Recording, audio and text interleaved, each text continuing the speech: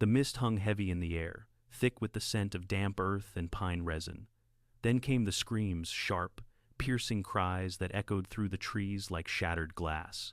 You hear them first, cutting through the fog, before you see the flames licking at the thatched roofs of the village. Women clutch their children, running toward the forest's edge, but the shadows shift, and armored figures emerge, their blades glinting in the firelight.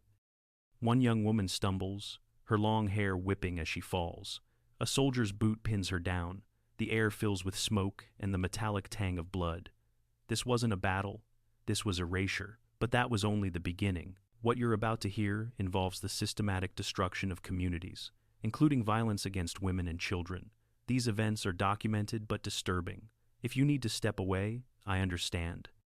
For those staying, we focus on understanding the system, not exploiting the suffering. This wasn't random vengeance. This was a calculated machine of imperial retribution. In 9 AD, the Roman Empire suffered one of its greatest humiliations in the dense woods of Germania, where 3 legions were ambushed and slaughtered by tribal warriors.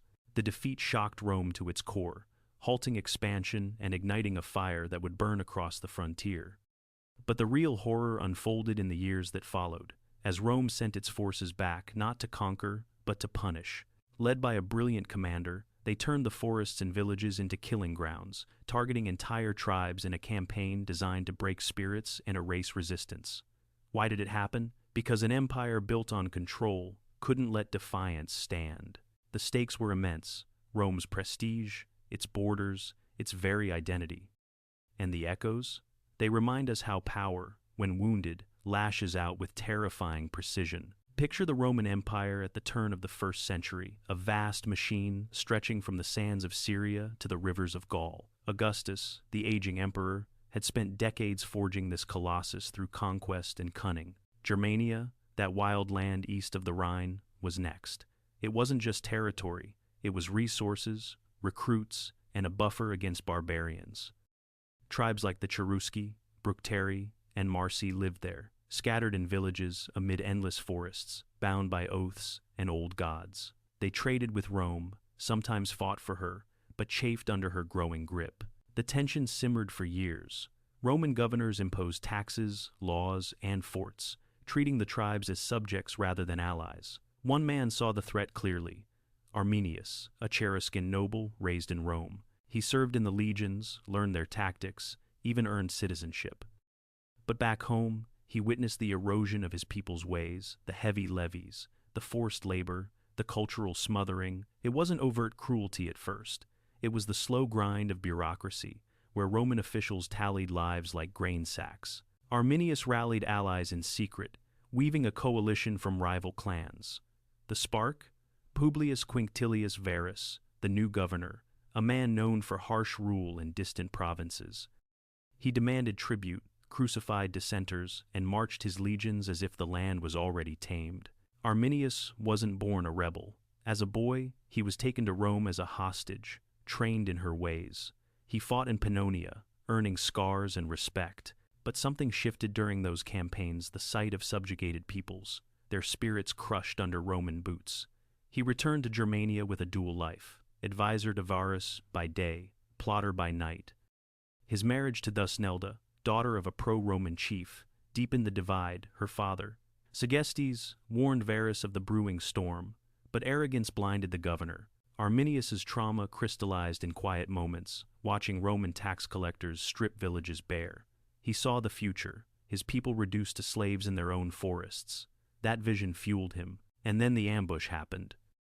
In the autumn of 9 AD, Varus led his 3 legions, some 15,000 men, through the Teutoburg Forest.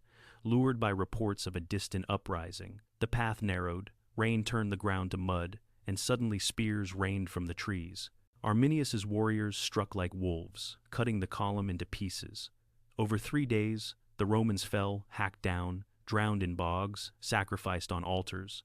Varus fell on his sword. The eagles, sacred standards, were captured. News reached Rome like a thunderclap. Augustus reportedly wandered his palace, banging his head against doors, crying, "Give me back my legions!" The empire reeled, pulling back to the Rhine. But the machine didn't stop. It retooled for revenge. The forest smelled of rot and regret that spring morning. Bleached bones lay scattered across the ground, skulls nailed to tree trunks like grim trophies. The air hummed with flies, and the wind carried whispers of the dead. Germanicus, the Roman commander, stood amid the carnage, his face a mask of stone. He had come to Germania not just to fight, but to reclaim what was lost. His men, hardened legionaries from the Rhine garrisons, shifted uneasily. This was the site of the great defeat, 6 years gone but fresh in every soldier's mind. The ground still bore the scars, broken weapons, rusted helmets, altars stained with old blood where tribal priests had offered Roman officers to their gods.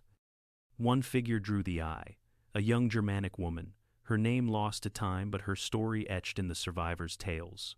Let's call her Elara, a healer's daughter from a nearby Marsi village. She was barely 20, with calloused hands from tending herbs and weaving nets. Before the Romans returned, her life was simple, gathering roots in the woods, sharing stories by the fire, dreaming of a match with a local warrior. She had heard whispers of the old battle, how her kin had triumphed. But now, as Germanicus's scouts fanned out, she felt the shift. The air grew heavy, like before a storm. The confrontation built slowly. Germanicus ordered his men to bury the dead piling bones in pits, raising a mound. It was a ritual, but also a signal. Rome remembers. Alara's village lay in the path, a cluster of huts by a stream. When the legions approached, the elders sent runners to Arminius, but it was too late. The demand came through a translator: surrender hostages, pay tribute, or face the fire. The villagers refused, hiding in the trees, loosing arrows from cover. Resistance sparked the flame. The act was swift, implied in the smoke that rose that evening. Flames engulfed the huts, cries cut short. Elara ran, heart pounding, but a cohort blocked the way. Swords rose and fell. She didn't survive the night. This wasn't about one village. This was about the system Germanicus's orders from Rome to ravage the land, deny the tribe's sustenance, break their will. Historians note how he laid waste for miles, sparing no one.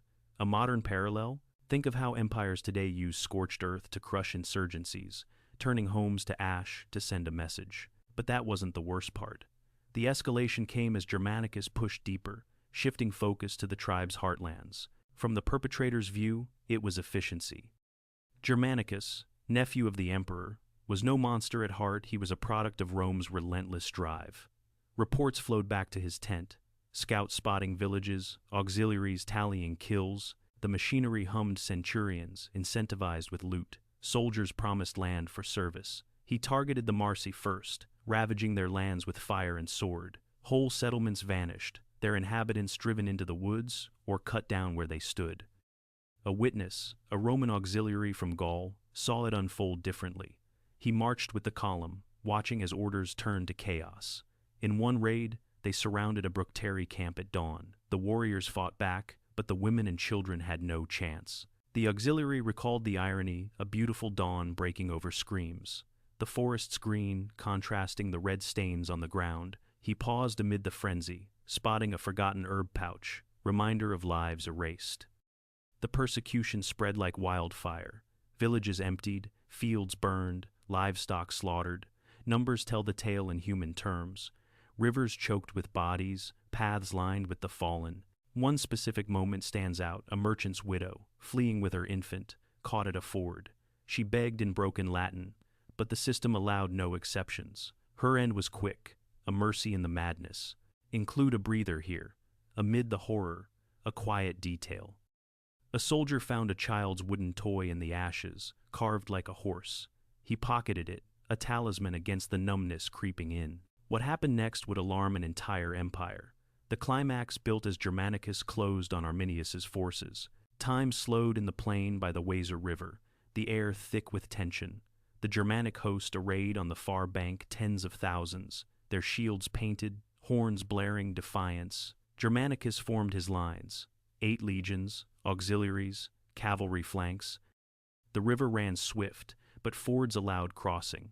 Senses sharpened the splash of water, the metallic clang of armor, the earthy scent of churned mud. The battle erupted at Idistavizo. Romans charged, spears flying, horses thundering. Germans held it first, their lines a wall of fury. But Roman discipline cracked them infantry, pushing, cavalry wheeling, Arminius rallied his men, shouting oaths to their gods, but overreach doomed him. He pressed too hard, exposing flanks. The crack came when his uncle Inguiomerus fell back, morale shattering. The act unfolded in waves. Germans routed into the woods, climbed trees, only to be felled or shot down.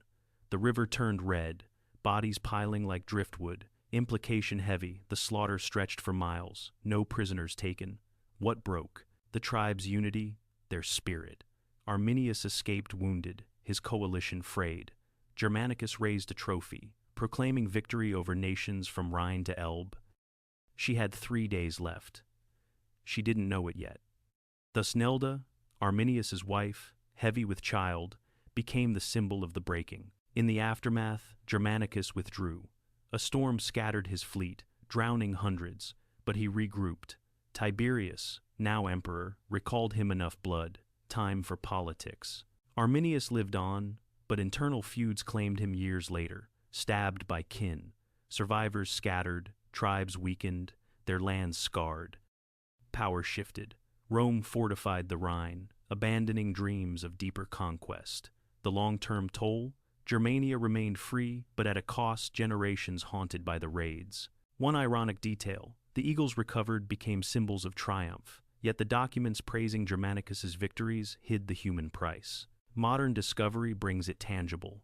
In the late 1980s, near Calcres, an amateur archaeologist unearthed Roman coins, sling bullets, and bones proof of the original ambush site. Excavations revealed masks, armor fragments, even a complete lorica segmentata buried in the mud. Teams from Osnabrück University pieced it together, confirming the scale. What it proved: the battle's chaos, with Romans trapped in a narrow pass, hacked down amid traps. Why it matters now. It teaches how empires respond to humiliation with overwhelming force, often blurring lines between soldier and civilian. A grounded parallel. Think of colonial powers ravaging indigenous lands after uprisings, cycles of revenge that echo through history. The universal truth: power unchecked devours the innocent, but resistance plants seeds that outlast the conquerors. Echo the opening. The mist lifts, but the forest remembers. Bones buried, villages rebuilt, yet scars linger. The tribes were meant to disappear, but they didn't. Their stories survive in chronicles, in the earth itself, unearthed by patient hands. And now, they're here with you. Because you chose to listen. If this moved you, share in the comments. What echoes of ancient revenge do you see today?